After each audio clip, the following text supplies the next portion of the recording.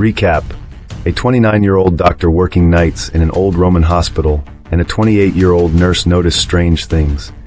Lights that flicker without reason, instruments arranged into patterns, and a patient who speaks of figures from long ago.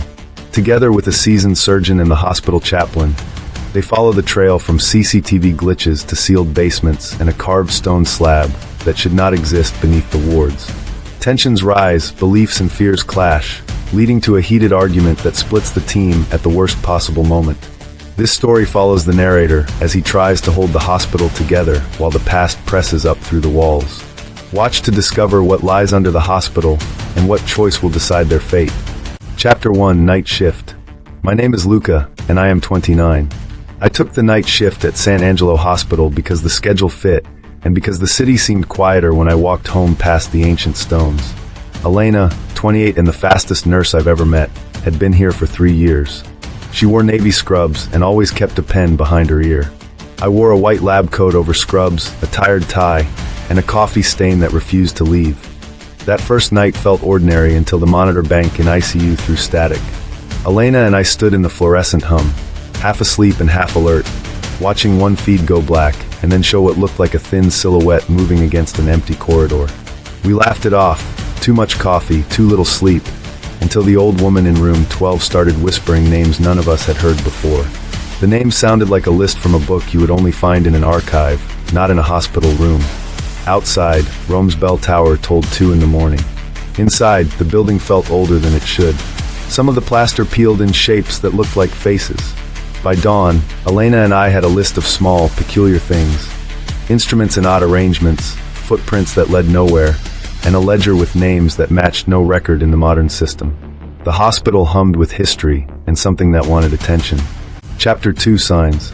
We began to collect evidence like detectives with stethoscopes. The morgue drawer that had been shut tight the night before had a damp smudge on its edge. The operating theater light swung when no one touched it. Once, in the abandoned wing, metal scissors were arranged on a tray in the shape of a circle. Elena kept saying it felt personal, as if someone tried to communicate in the only language they had left out. We pulled CCTV footage. One camera stuttered for a beat, and then showed a dark figure pacing an empty hallway.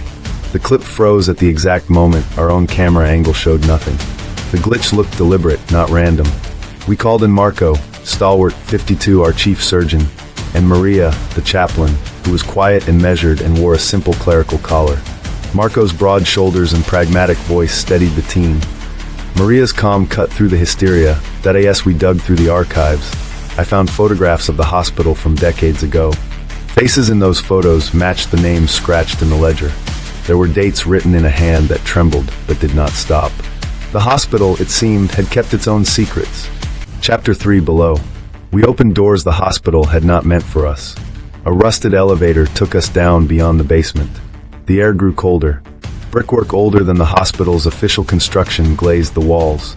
We found a small chapel, candles long dead, and an iron gate with a Latin phrase that had been half scrubbed off. Elena read from a brittle ledger and found a patient list for an outbreak long since hushed. Names matched the ones whispered by the woman in room 12. I felt the hairs on my arms prickle.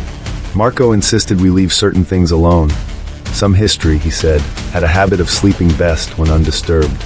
Maria, however, suggested a vigil, a prayer that might let whatever was restless find rest, that we formed a plan to document everything. We were careful but not careful enough. The hospital, it turned out, was not content to be observed. It wanted to be noticed. Chapter 4: Fractures. The nights grew worse. Machines spiked as if in pain. Monitors shouted alarms only to be silent a breath later. I found footprints of water on crisp white sheets with no source. Elena found a note written in a shaky script and placed on a bedside table. A single word that pulled at my throat. Stress builds small things into big things. Elena and I argued in a cramped administrative office while the building seemed to listen. I wanted us to call in an external team, paranormal investigators, or at least the police, to document every anomaly. Elena feared exposure, feared the hospital losing funding, and feared being laughed at. She thought we could close the old wing and quietly bury the problem. I thought silence was what had hidden the truth for decades. Marco paced, frustrated and angry at our hesitance. Maria tried to mediate with prayer and reason, but the argument split us when we needed unity. It was the worst timing. The hospital responded like a living thing to our fracture. Lights hummed louder, a distant child's laughter echoed from the drains, and the pieces of the night arranged themselves around the argument like vultures circling a wound. Chapter 5. The Chamber. We found a hidden chamber beneath a tiled floor. Old brickwork, a stone slab with names carved deep into it, and a small wooden box inside an alcove.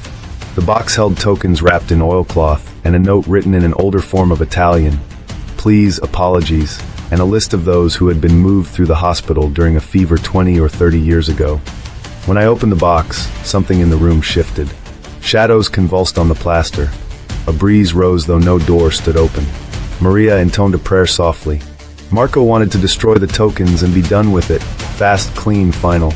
Elena wanted to record, to preserve the items and the story, to make sure the living could know what had been hidden. In that stone room, the argument from the office became something else. The air took on a voice of its own. We realized the hospital had been keeping score. The names on the slab were not merely names. They were threads, and someone or something was tugging them. Chapter 6. Nightfall. The final night chose us. Alarms spiraled, monitors peaked and quieted, and the hospital hummed in an uneasy chorus. Patients woke from sedation. The chapel alarms chimed without a clock. Figures that had been glimpsed on camera moved in the corners of our vision. Elena and I stood shoulder to shoulder during the worst of it. Storied walls closing at dawn. We climbed to the hospital roof to look out over Rome. The city laid quiet beneath a pale light. The argument lingered at the edges of my mind, not fully resolved, not fully forgiven. We had decisions to make about the ledger, the tokens, and public knowledge. We had choices about the hospital's history and about how to move forward when the past refused simple burial. I would tell you exactly what we chose and what happened next, but some things are better seen than summarized. The night had its own sense of judgment and mercy. I can tell you this, the hospital does not easily forget, and neither do people who work its night shifts. If you enjoyed the story, please subscribe to the channel, activate notifications, give the video a like, comment your thoughts, and share the video with friends who love horror.